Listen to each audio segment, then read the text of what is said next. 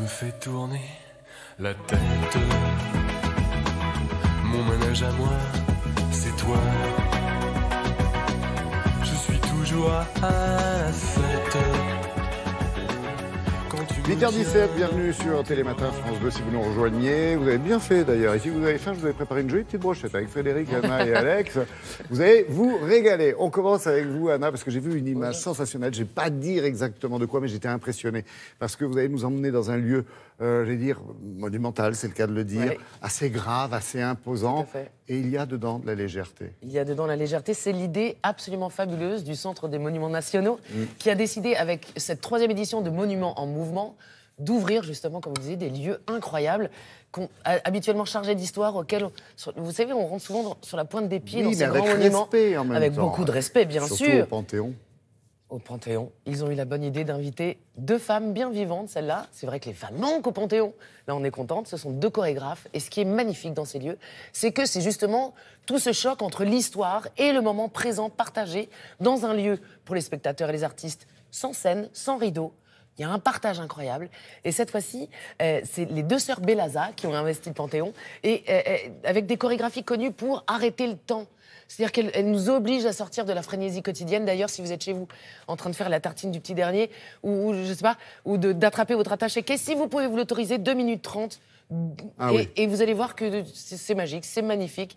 Vraiment une très belle initiative du Centre des Monuments Nationaux et de son directeur qui nous a expliqué la volonté de tout cela.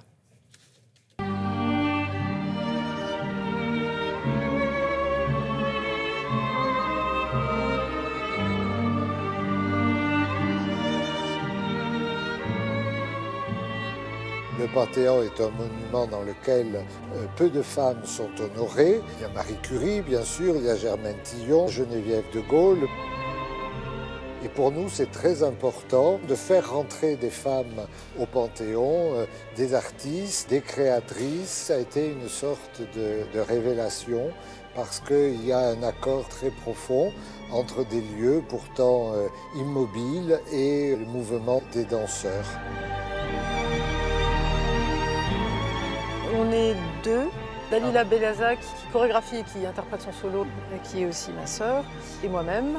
Il y a un groupe d'amateurs qui nous accompagnent, qui viennent donc de Mantes-la-Jolie, qui eux sont cette espèce de médium, de liant entre nous et le spectateur, qui s'infiltre dans le groupe de spectateurs, qui agit sur lui par effet d'induction, de contamination, pour transformer peu à peu son état par leur propre état.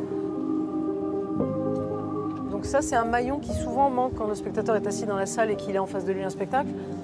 Et à partir de là, on se rend compte qu'on déclenche un processus chez le spectateur qui se met à se raconter des choses. Et ça active son propre imaginaire. Une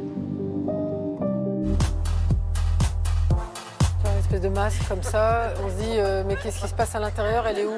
Vous êtes en écoute de ce qui se passe en vous, vous n'êtes pas en représentation. C'est peut-être ça mon petit souci.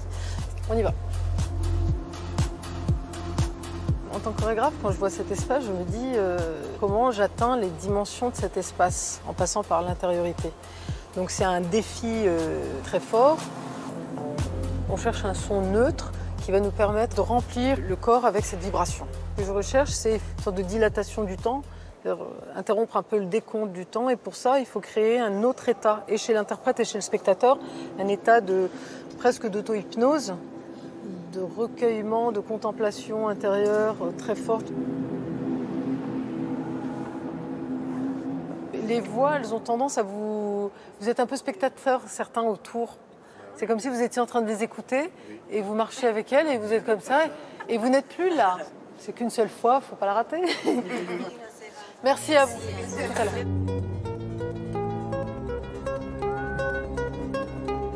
Les danseuses professionnelles, Nacera et Dalila Bellaza, amènent avec elles des amateurs et les hissent à la dimension de ce lieu exceptionnel.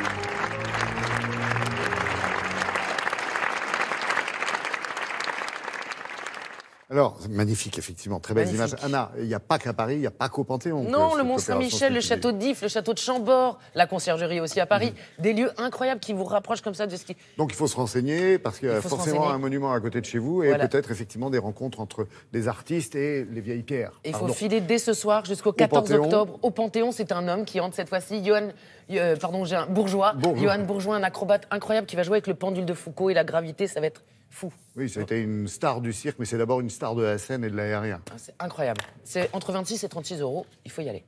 Merci beaucoup, Anna. Allez, Actu Plus.